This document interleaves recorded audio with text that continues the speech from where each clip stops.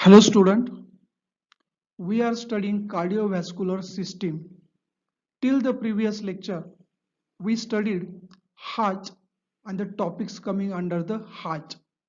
Today, we are going to enter in second half of the CVS, that is circulatory system. And these are the topics under the circulatory system. And today, we are talking on the first topic, that is a hemodynamics. So today's lecture is on hemodynamics.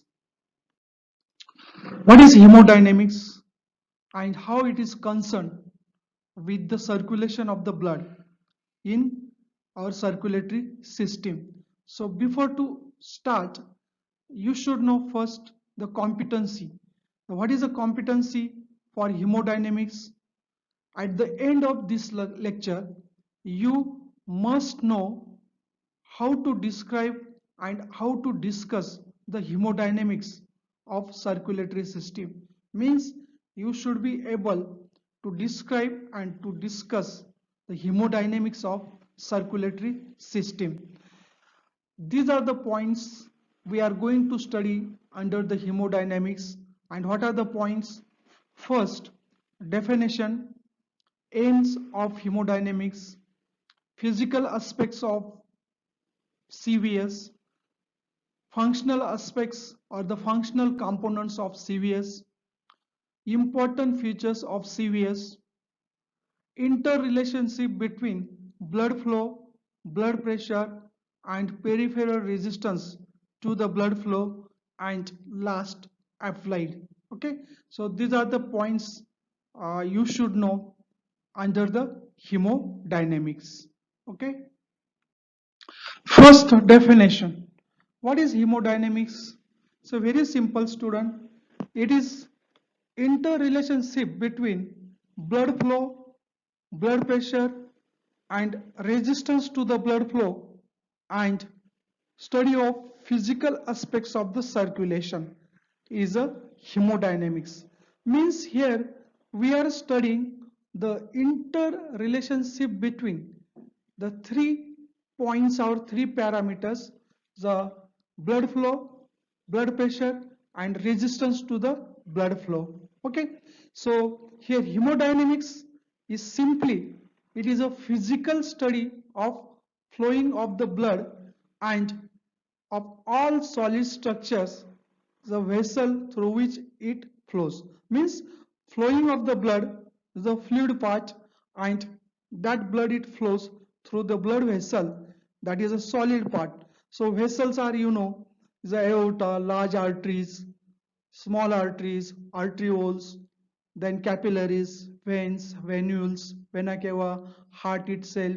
It is a solid structure. So through this solid structure, how the fluid, that is a blood, it flows, and how it is maintained. Okay, that we are studying under the hemodynamics. So here we are giving the stress on fluid and the solid mechanics of the system.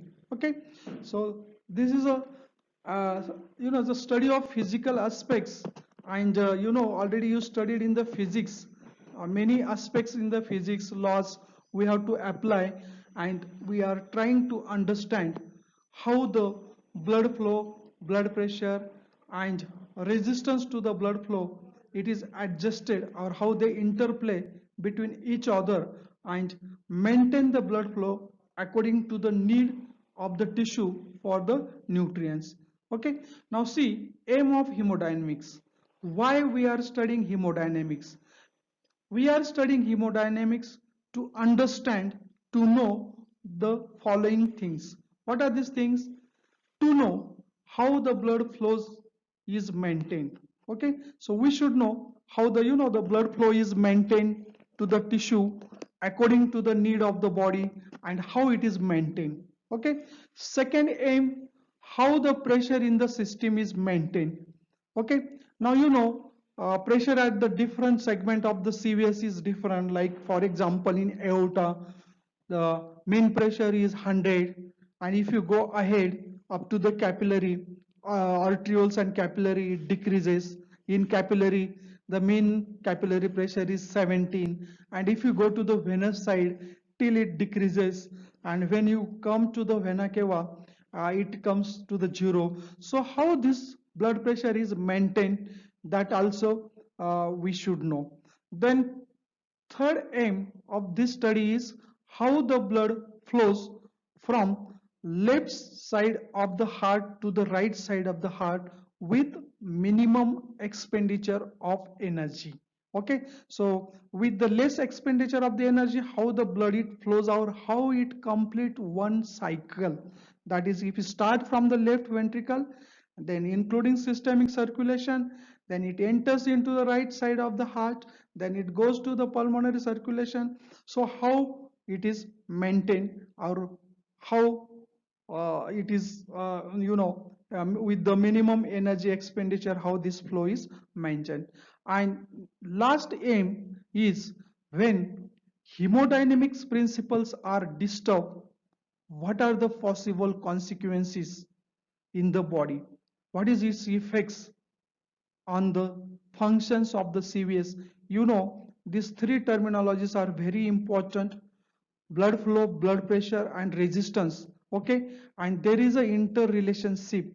If anyone get disturbed, it affects on the other, and it leads into the problem in the circulation, or even it can leads into the serious consequences in the body, and it is not good, or it can be lethal to the body, and it affects on the functions of CVS. Okay, now we'll continue. Next slide. See the points one by one. Before to enter actual study, you should know some aspects, that is the physical aspects of the CVS. Okay, so here apply the physics in the CVS and compare. Blood, if you see the blood, so in the CVS we are studying the blood, and blood is flowing through the solid structures, that is the vessels, heart, and the different segments of the CVS. So if we compare this with the physics, then see what is the difference. Blood is a non-Newtonian fluid. That means blood is not a Newtonian fluid. So non-Newtonian fluid means, what is the meaning? So if the blood it flows through the vessel, there is change in viscosity. Means depending on the velocity of the blood, viscosity can be changed. Means blood is not showing the real viscosity everywhere, but the viscosity, it shows the apparent viscosity. So if the fluid is Newtonian, like water flowing in the tube, then everywhere its properties remain same, but blood's property not remain same in all segments of CVS. That's why it is called the non-Newtonian fluid. Keep in mind. Second thing, if we compare with the water flow in the tube or the pipe, the second difference is, and if we compare with the CVS, the difference is the blood vessels are distensible but not rigid. Okay, when you studying the physical aspects, and when the fluid or water is flowing in the pipe or tube, there the pipe is rigid, but here in the vessels are not rigid, but the vessels are distensible. Means the dilation, there's a vasoconstriction, vasodilatation, it occurs. Okay, keep in mind. The third difference that you should know, the blood flow is pulsatile, not steady. Okay, so if you see water flows in the tube and it is a steady flow is there, but if you see in the CVS, the blood flow is not steady everywhere. If you see in the large arteries, aorta, up to the small arteries, there is a pulsatile nature of the blood flow. Pulsatile, when heart it contracts, it pumps the blood. When heart it relax, then there is a decrease in pressure in the vessel. Like this, pulsatile flow is there. Okay, means it is not steady up to the arterioles. Okay, this is the second difference.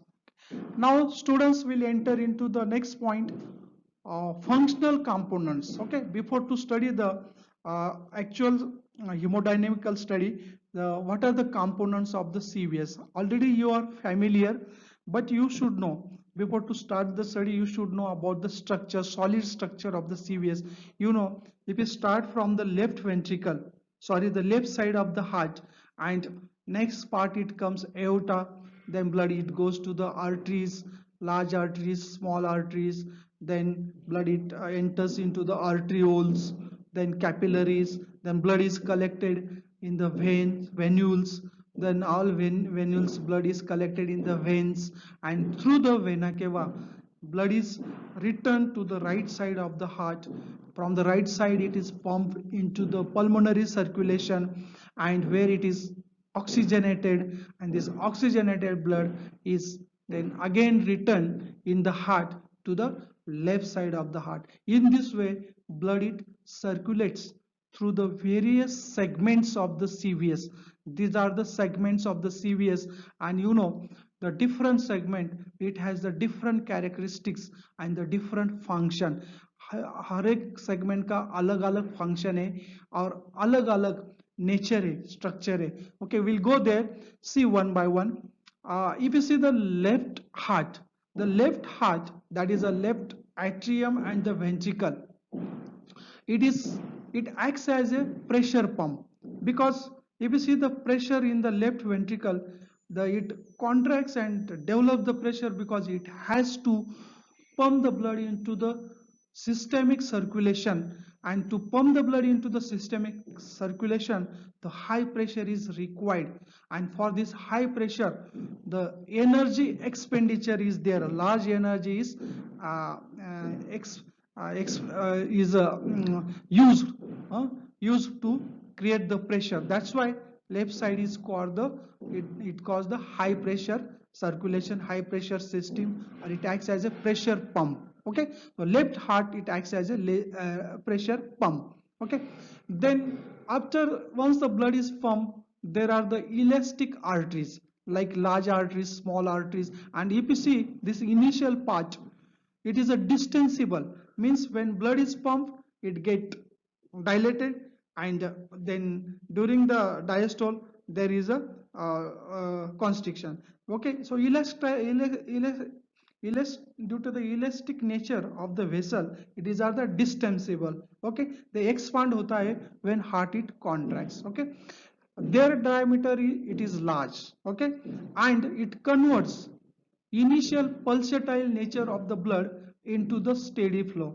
Initially when the blood is ejected into the large arteries, then the nature is pulsatile. Okay, and then it becomes steady when it flows slowly towards the ahead in the large arteries to the small arteries. Okay, next segment is right heart.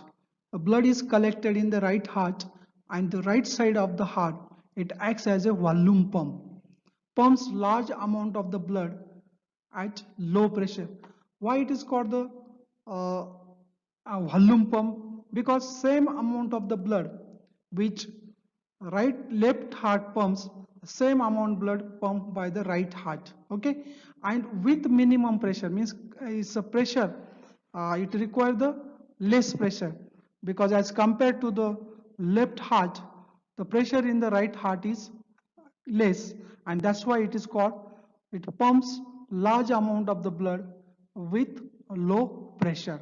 Okay, then the blood is pumped into the pulmonary circulation, and if you see, if you compare the pulmonary circulation with the systemic circulation, here it is called the low pressure system, because systemic circulation में बहुत ज़्यादा pressure चाहिए, and here in the pulmonary circulation pressure is low. So if you see the mean pressure in the pulmonary, that is a pulmonary artery, the pressure is just 20 millimeter of the mercury, as compared to 100 mean pressure is there in aorta or the large arteries. Okay, but in pulmonary artery the mean pressure is about 20 millimeter of mercury. Okay, so here that's why it is called the low pressure system. And volume reservoir, that is a here this system is also called the volume reservoir, because about this is a laser system. Okay, as compared to, and even it is laser system, the 9% of the total blood it is in pulmonary circulation, and whenever it is required in the other segment, then it can be shifted, and that's why it is called the volume reservoir. Okay. Then in addition to that, the lymphatic system, the lymphatic system is the it works lymphatic system, it works with the CVS. Okay. It works in association with the CVS. This lymphatic system, it drains the lymph, and then finally it is poured into the systemic circulation, or that's why it is called the drainage system. So while studying it, you should know what are the lymphatic system, what is lymphatic system, and what are the lymph vessels. Okay. Now next slide. See the important features of the CVS. So what are the important features? If is before to study the hemodynamics, you should know the important features of the CVS. And these important features are, it is a blood circulation or the blood flow. Blood circulation in the CVS, it is a continuous circulation is there. Okay, one thing. Second thing, same amount of the blood flows in two subdivisions, that is a pulmonary circulation and systemic circulation.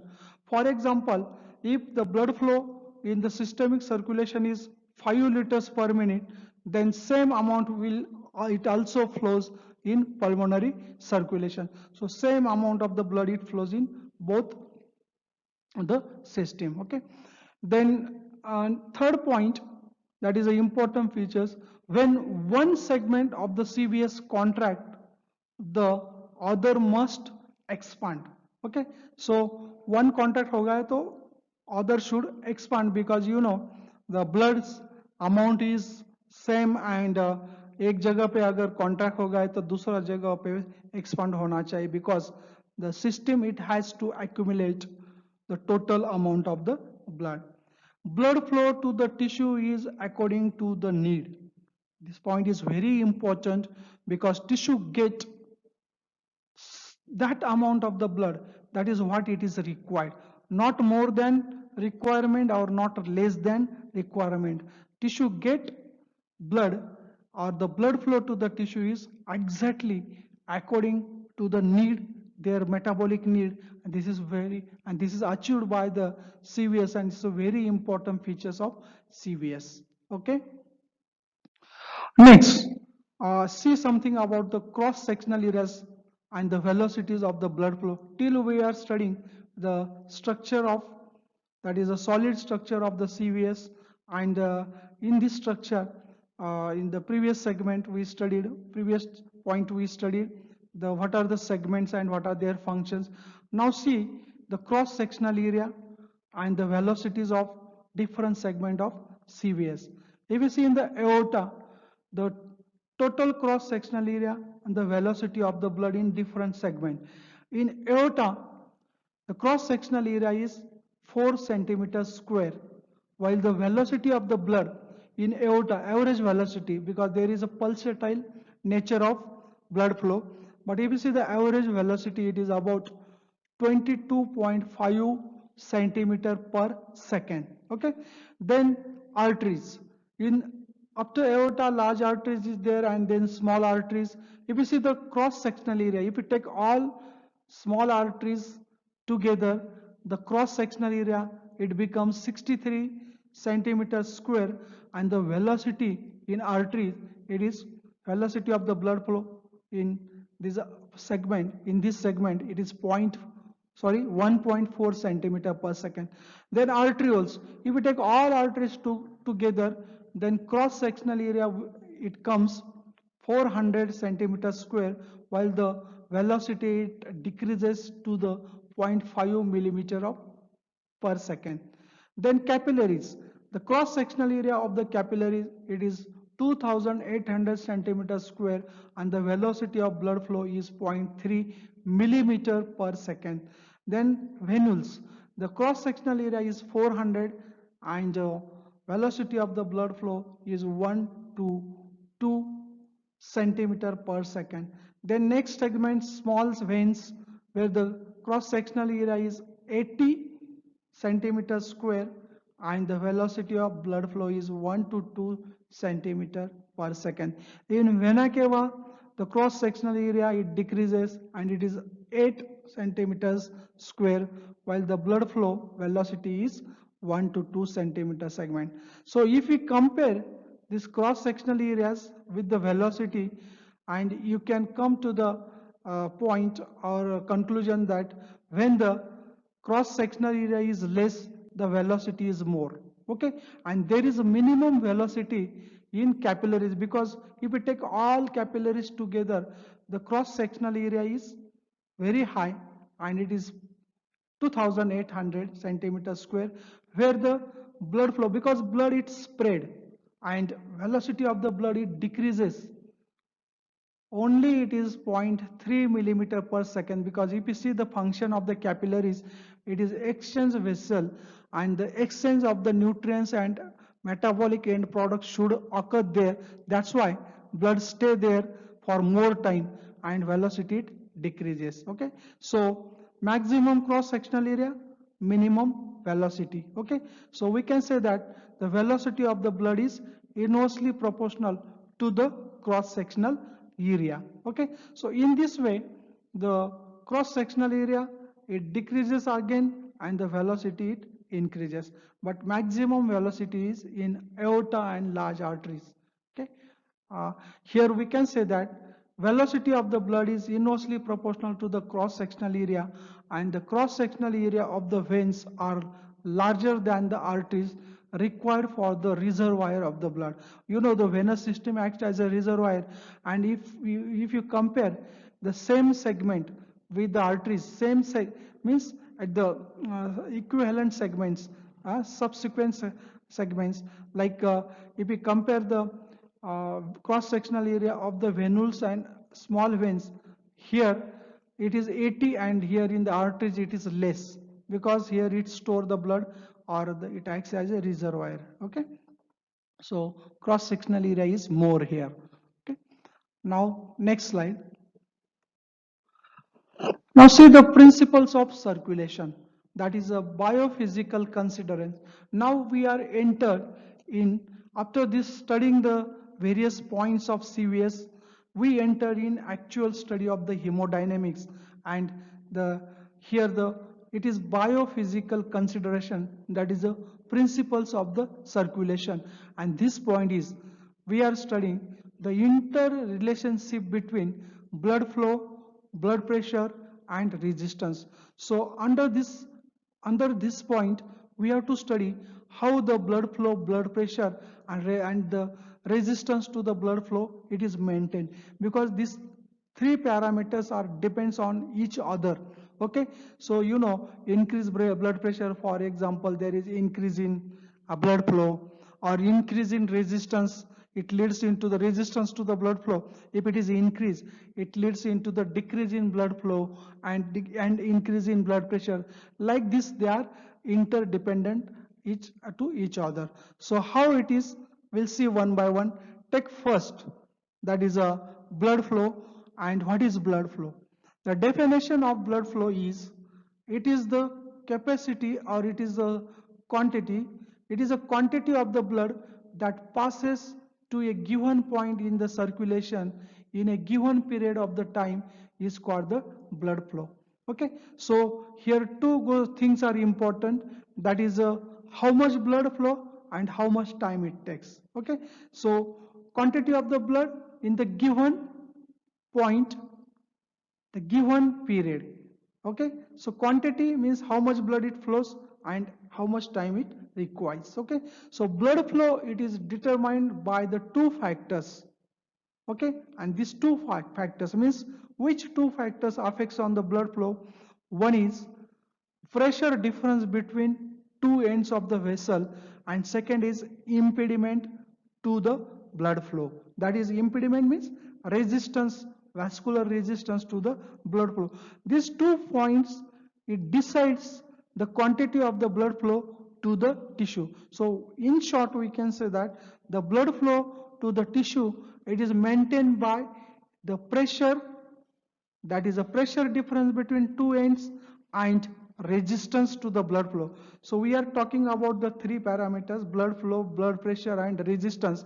And the blood flow, it is decided by the pressure difference and resistance to the blood flow. This is the interrelationship. We'll go there. See, in this diagram, I told that pressure difference decides the blood flow. So pressure difference means the pressure difference between the one end to the other end. Okay. So here, the more the blood pressure difference, more is blood flow. And resistance to the blood vessel. So R is a resistance to the blood flow. Okay. To the vessels. Okay. So here, यहाँ कितना pressure है P1, P2 and R is a resistance. In this diagram, same thing is there. P1 and P2, that is a difference, that is a pressure gradient, and R is the resistance. It decides the blood flow. So how it decides? Simply, you can see the one equation. We'll go there. Before to that, see this diagram. Try to understand this diagram. Here, the diameter, how the diameter, it is concerned with the blood flow. The diameter of the vessel, it decides the resistance. You know, more the diameter, less resistance. Less diameter, more is the resistance. And if there is a more resistance, means less blood flow.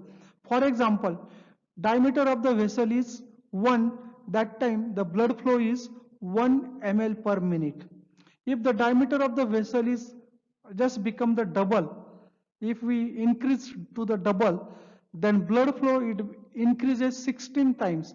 That means it is 16 ml, it becomes 16 ml per minute.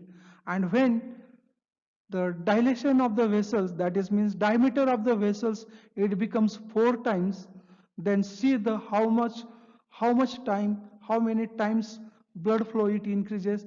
It increases up to the 256 ml per minute.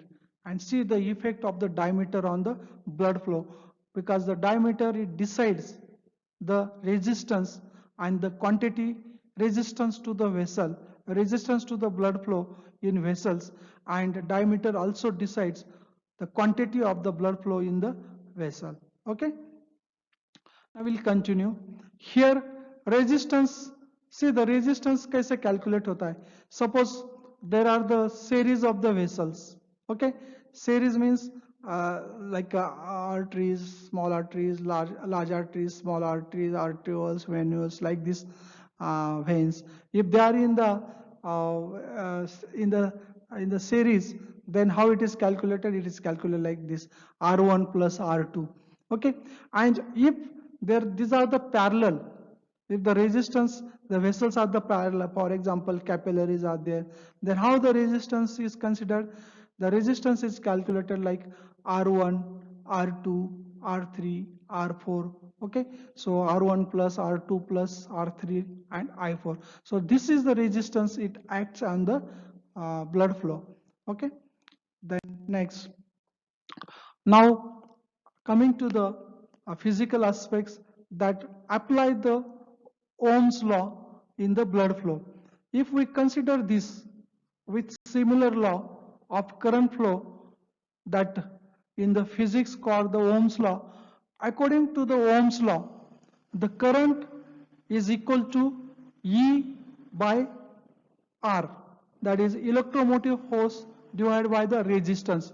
Apply this law in the CVS, and in the CVS, according to this Ohm's law, the blood flow, how it is calculated? Blood flow can be calculated by Ohm's law. The Q is equal to pressure difference divided by R means resistance. This is the equation number 1.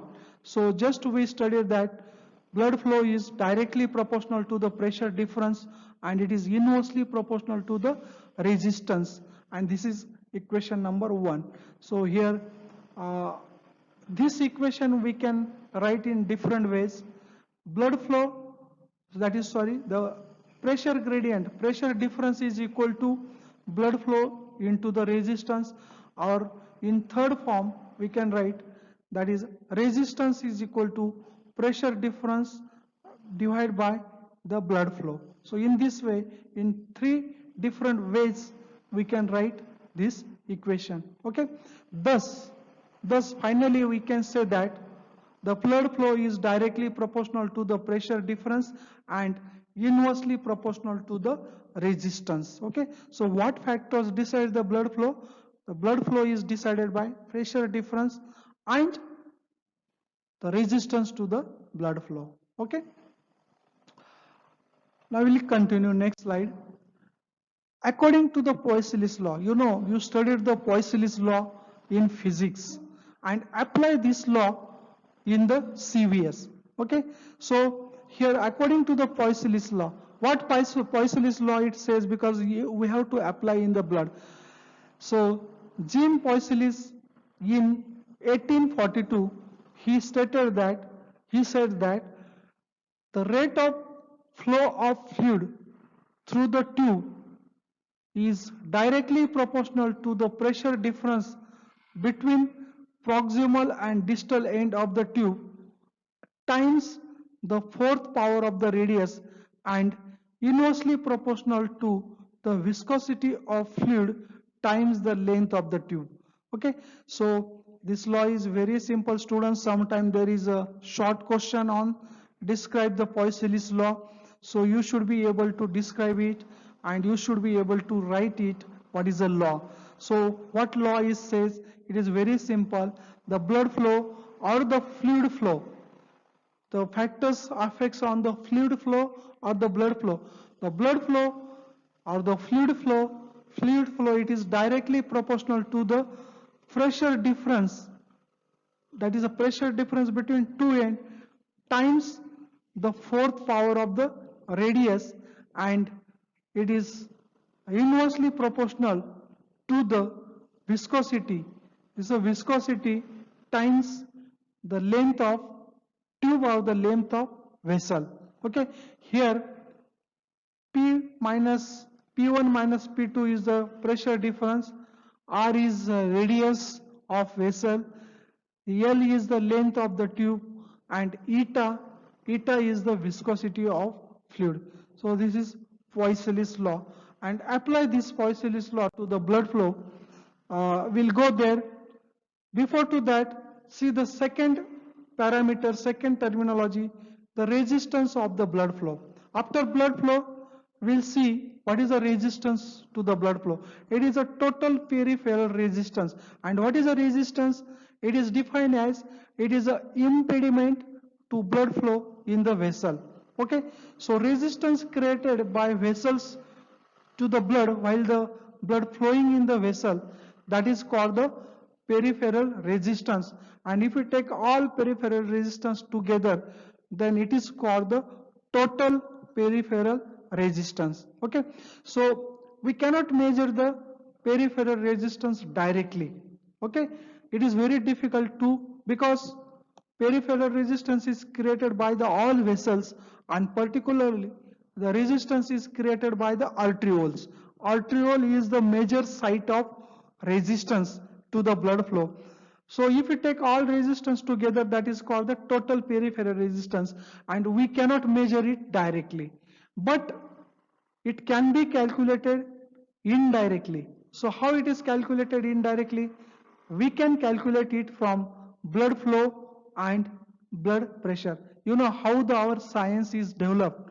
So by taking the help of science, we can measure the resistance. Otherwise, to measure the resistance directly, it is not possible.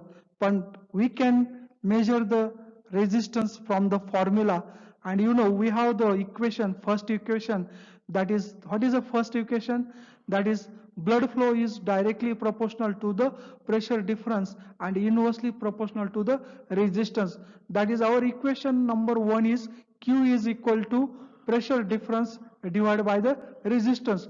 From this equation, we can calculate the resistance is equal to pressure difference divided by blood flow. So if we know the pressure difference in the body, and if we know the blood flow, how much blood it flows, that is the quantity of the blood flow in given period, easily from this equation, easily the resistance can be calculated. And how it is calculated? Very simple. See the one example. If the pressure difference, take one example, if the pressure difference is 1, okay, between the two end of the vessel, the pressure difference is 1 and the blood flow is 1 ml per second, then the resistance can be calculated. That is, resistance is equal to the blood flow, sorry, the pressure difference divided by the blood flow. So pressure difference kitna hai? That is 1, and their pressure difference is 1, and here blood flow is 1, then the resistance will be 1 peripheral resistance unit. उसका unit कितना है? 1 peripheral resistance. So from this data we calculated it. Okay. Then here in apply this in the body. If we have to measure the resistance in the body, then how can we calculate? So apply in the body. In systemic circulation, you know, we require the two values or two figures, that is a blood flow and pressure difference. The blood flow kitna and pressure difference kitna हमें पता है body में. For example, pressure difference is 100. How the 100 is calculated? You know, the mean pressure in the aorta is 100 and the mean pressure in the vena cava, it becomes 0. Vena cava, that is near to the right atrium, pressure is 0 millimeter of the mercury, and the pressure in the aorta, mean pressure is 100. So how much is the pressure difference? That means 100 minus 0 is 100. That pressure difference is 100 millimeter of the mercury. Okay. Now the second figure, how much is the blood flow? The blood flow is 100 ml. Normally at resting state, the blood flow is 100 ml per second. How it is calculated? You know, the cardiac output is about 5 liters per minute. If the blood flow is 5 liters per minute, that means it becomes 100 ml per second. Okay, simply you can calculate. 1 minute में 5 litre है, तो 1 second में कितना होगा? 1 ml. And we got these two figures, and simply we can calculate the resistance. The resistance is, it becomes 1 peripheral resistance unit. So body में कितना peripheral resistance है? Particularly in systemic circulation, we have calculated it is in the systemic circulation, and in systemic circulation our resistance is 1. Normally it is 1. Okay. Now take in the different condition how it changes. When the vessel constrict, when there is a massive sympathetic stimulation and vasoconstriction it occurs, that means there is increase in resistance, peripheral resistance, and the total peripheral resistance, it can be increased up to the 4. Normally it is 1, it can be increased up to the 4, maximum 4 peripheral resistance unit. Okay. And opposite will happen when there is a dilatation. When there is a vasodilatation, the peripheral resistance, it can be decreased up to the 0.2 peripheral resistance unit when there is a vasodilatation. Okay. It is in systemic circulation. Okay. It is in systemic circulation. Now what is picture in pulmonary circulation? So in pulmonary circulation, the calculated resistance is, that is total peripheral resistance in pulmonary circulation is 0.14, and it is normally 0.14, but when there is a vasoconstriction, it can be increased up to the 1 peripheral resistance unit. Students, keep in mind these figures.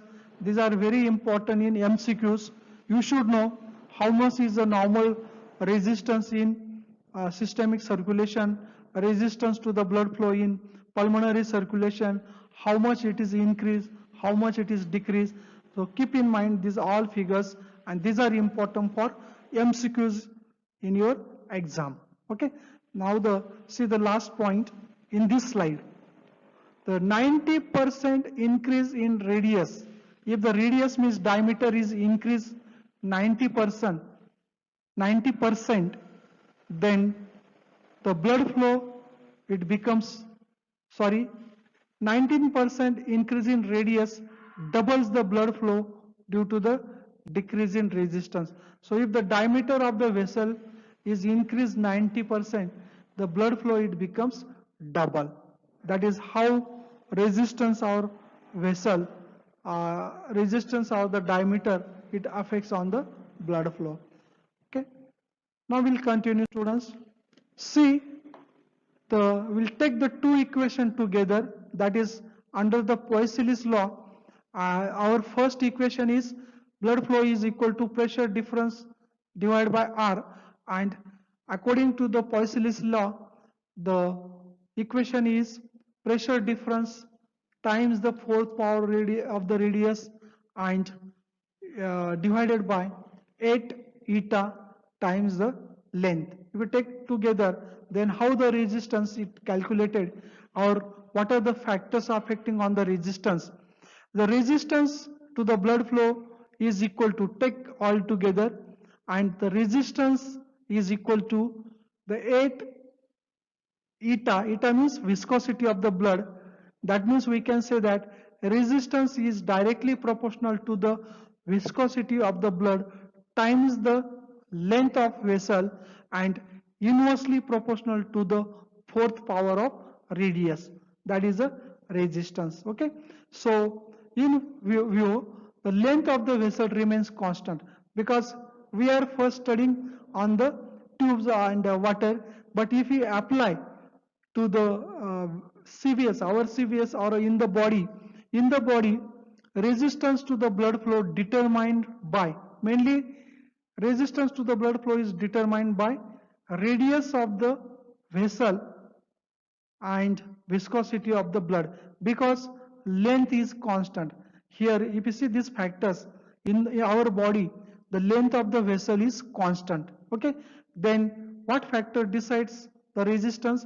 Resistance is decided by viscosity of blood and the radius of the blood vessel. Okay, so simply resistance is directly proportional to the viscosity, means decrease in viscosity, decrease in viscosity, there is a simply increase in viscosity, increase in resistance. And second, resistance is inversely proportional to the radius, means increase in means here if the radius बढ़ गया तो viscosity resistance क्या होता है, it decreases. Okay, so in this way we can describe the resistance. Okay. Now students, from the types of the blood vessel we'll discuss in our next lecture, that is the second half of hemodynamics.